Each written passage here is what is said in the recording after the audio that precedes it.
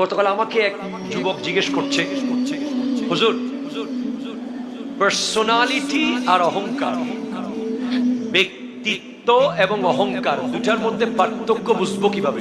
অনেক মানুষকে আমরা দেখলে খুব দেখি মুডে আছে, কারোর সাথে কথা বলতেছে না। তাকে যদি জিজ্ঞেস করেন বা ওনার কোনো প্রিয়জনকে জিজ্ঞেস করেন এই লোকটা এমন কেন, কারোর সাথে ভালো মতো কথা বলো, একটু খুব পার্সোনালিটি নিয়ে চলে,